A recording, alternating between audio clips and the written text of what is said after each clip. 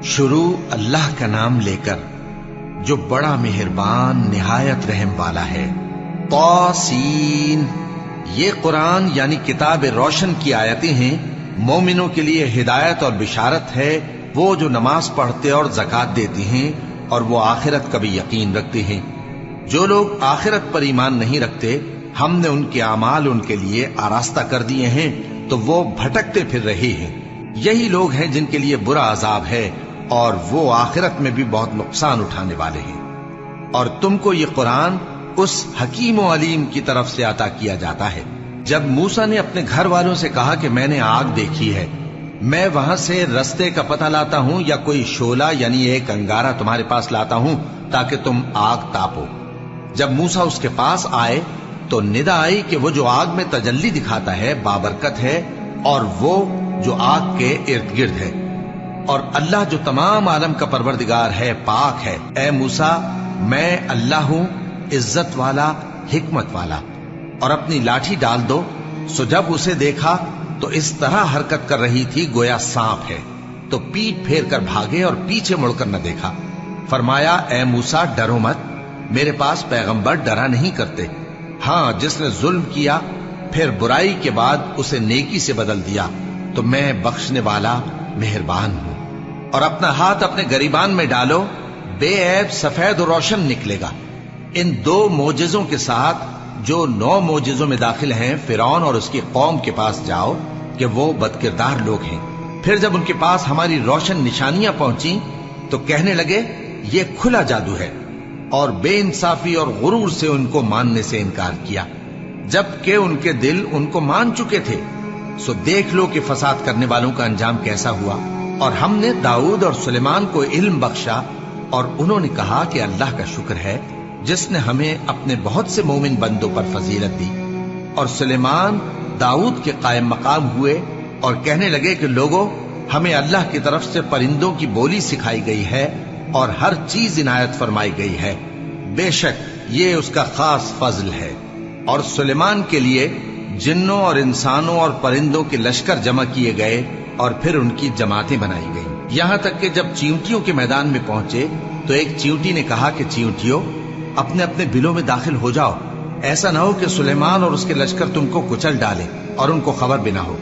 تو وہ اس کی بات سے ہنس پڑے اور کہنے لگے کہ اے پروردگار، مجھے توفیق عنایت کر کہ جو احسان تو نے مجھ پر اور میرے ماں باپ پر کیے ہیں ان کا شکر کروں، اور ایسے نیک کام کروں کہ تو ان سے خوش ہو جائے، اور مجھے اپنی رحمت سے اپنے نیک بندوں میں داخل فرما۔ اور جب انہوں نے پرندوں کا جائزہ لیا تو کہنے لگے کیا سبب ہے مجھے ہدہد نظر نہیں آتا؟ کیا کہیں غائب ہو گیا ہے؟ میں اسے سخت سزا دوں گا یا ذبح کر ڈالوں گا یا میرے سامنے اپنی بے قصوری کی واضح دلیل پیش کرے۔ ابھی تھوڑی دیر ہوئی تھی کہ ہدہد آ موجود ہوا اور کہنے لگا کہ مجھے ایک ایسی چیز معلوم ہوئی ہے جس کی آپ کو خبر نہیں، اور میں آپ کے پاس ملک سبا سے ایک یقینی خبر لے کر آیا ہوں۔ میں نے ایک عورت دیکھی کہ ان لوگوں پر حکومت کرتی ہے اور ہر چیز اسے میسر ہے، اور اس کا ایک شاندار تخت ہے۔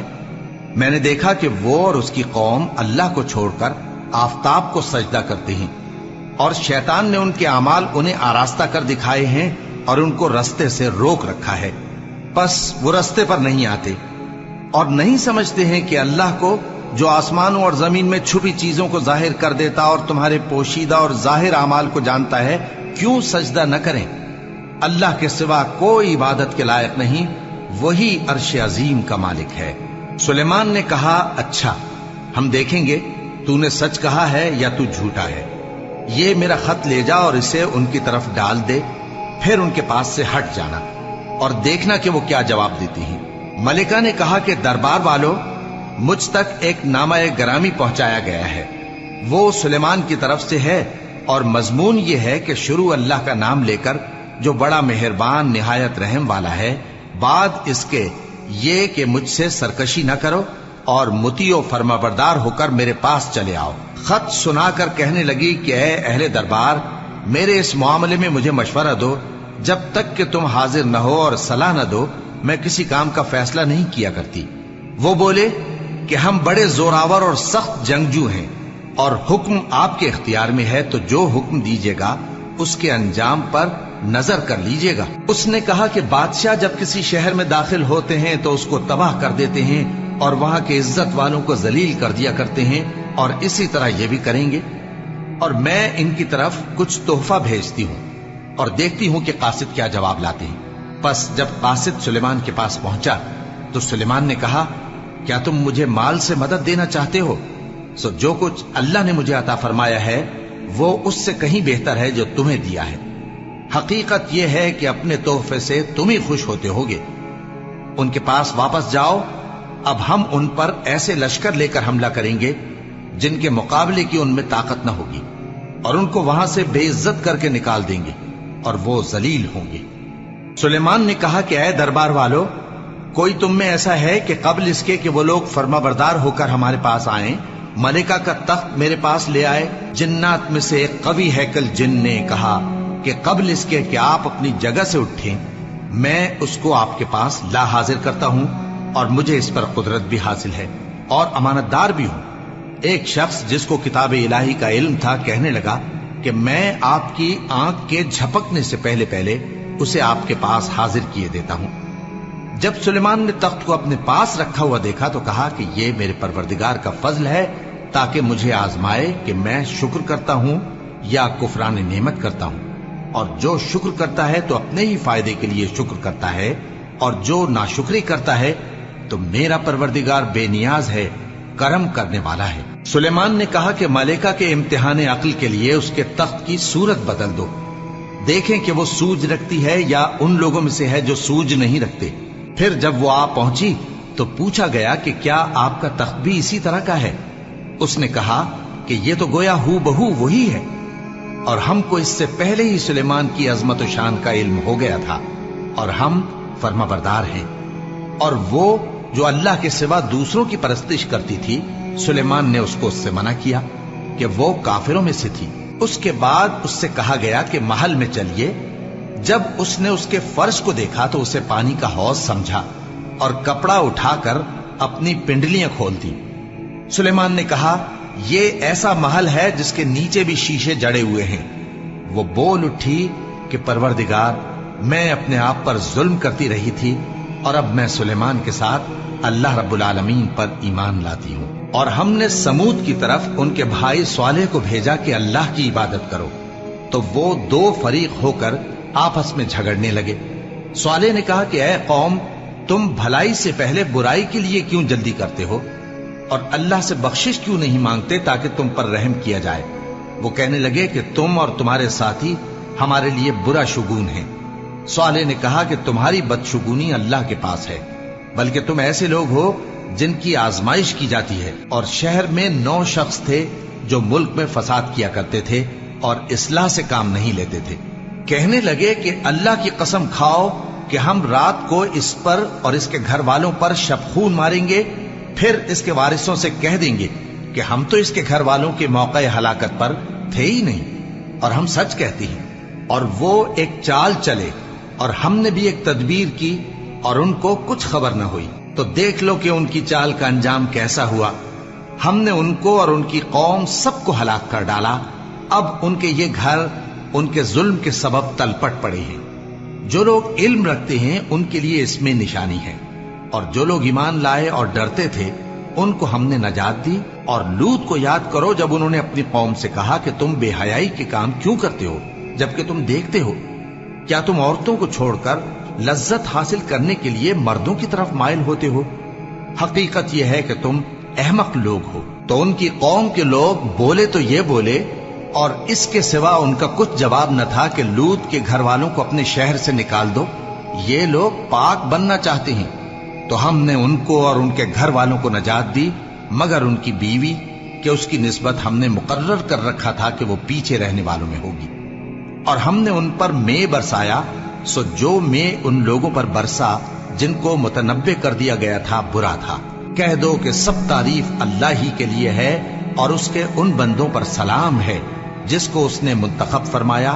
भला अल्लाह बेहतर है या वो जिनको ये उसका शरीक बनाते हैं? भला किसने आसमानों और जमीन को पैदा किया, और किसने तुम्हारे लिए आसमान से पानी बरसाया?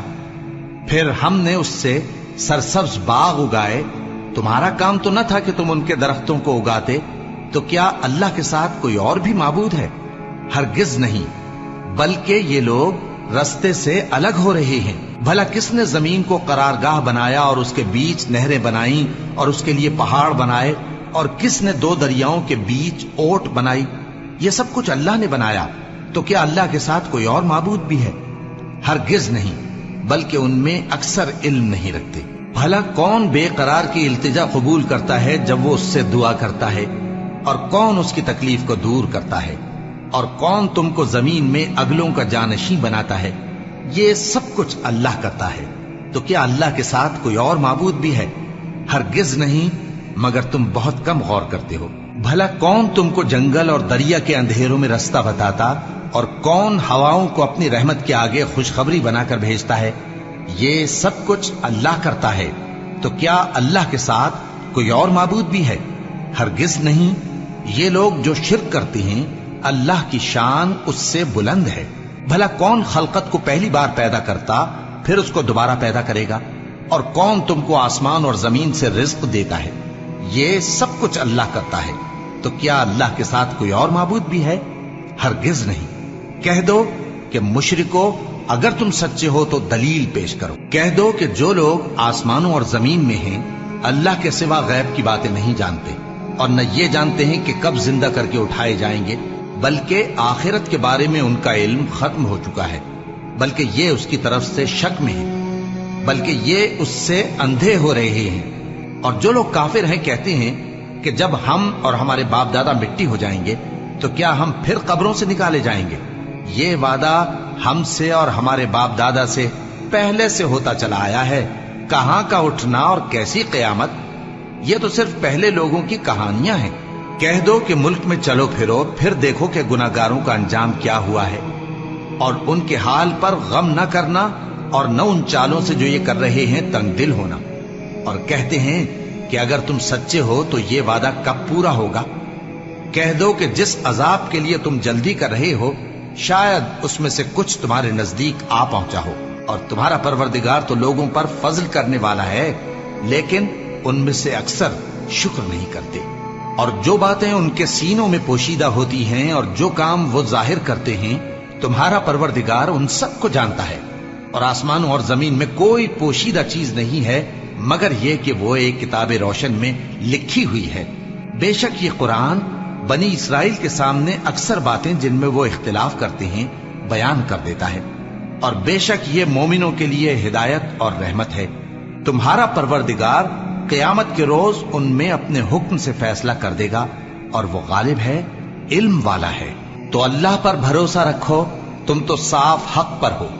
कुछ शक नहीं कि तुम मुर्दों को बात नहीं सुना सकते, और न बहरों को जबकि वो पीठ फेर लें आवाज सुना सकते हो, और न अंधों को गुमराही से निकालकर रास्ता दिखा सकते हो। तुम तो उन्हीं को सुना सकते हो जो हमारी आयतों पर ईमान लाते हैं, फिर वो फर्माबरदार हो जाते हैं। और जब उनके बारे में अजाब का वादा पूरा होगा तो हम उनके लिए जमीन में से एक जानवर निकालेंगे जो उनसे बातें करेगा। ये हम इसलिए करेंगे कि लोग हमारी आयतों पर ईमान नहीं लाते थे। और जिस रोज हम हर उम्मत में से एक बड़े गिरोह को जमा करेंगे जो हमारी आयतों की तकजीब करते थे, फिर उनकी जमात बंदी की जाएगी, यहां तक कि जब सब आ जाएंगे तो अल्लाह फरमाएगा कि क्या तुमने मेरी आयतों को झुटला दिया था, हालांकि तुमने अपने इल्म से उनका इहाता तो किया ही न था। भला तुम क्या करते रहते थे? और उनके जुल्म के सबब उनके हक में वादा अजाब पूरा होकर रहेगा, तो वो बोल भी न सकेंगे। क्या उन्होंने नहीं देखा कि हमने रात को इसलिए बनाया है कि उसमें आराम करें, और दिन को रोशन बनाया है कि उसमें काम करें? बेशक इसमें मोमिन लोगों के लिए निशानियां हैं। और जिस रोज सूर फूंका जाएगा तो जो लोग आसमानों में और जो जमीन में हैं सब घबरा उठेंगे, मगर वो जिसे अल्लाह चाहे, और सब उसके पास आजिज होकर चले आएंगे। और तुम पहाड़ों को देखते हो तो ख्याल करते हो कि मजबूत जमे हुए हैं, मगर वो उस रोज इस तरह उड़ते फिरेंगे जैसे बादल। ये अल्लाह की कारीगरी है जिसने हर चीज को मजबूत बनाया। बेशक वो तुम्हारे सब अफआल से बाखबर है। जो शख्स नेकी लेकर आएगा तो उसके लिए उससे बेहतर बदला तैयार है, और ऐसे लोग उस रोज घबराहट से बेखौफ होंगे। और जो बुराई लेकर आएगा तो ऐसे लोग औंधे मुंह दोजख में डाल दिए जाएंगे। तुमको तो उन्हीं अमाल का बदला मिलेगा जो तुम करते रहे हो। कह दो, मुझको यही इरशाद हुआ है कि इस शहर मक्का के मालिक की इबादत करूं जिसने इसको मुहतरम बनाया है और हर चीज उसी की है, और मुझे यह भी हुक्म हुआ है कि मैं फर्माबरदार रहूं और यह भी कि कुरान पढ़ा करूं। अब जो शख्स राह रास्त इख्तियार करता है तो अपने ही फायदे के लिए इख्तियार करता है, और जो गुमराह रहता है तो कह दो कि मैं तो सिर्फ खबरदार करने वाला हूं। और कहो कि अल्लाह का शुक्र है, वो तुमको अनकरीब अपनी निशानियां दिखाएगा तो तुम उनको पहचान लोगे, और जो काम तुम करते हो तुम्हारा परवरदिगार उनसे बेखबर नहीं है।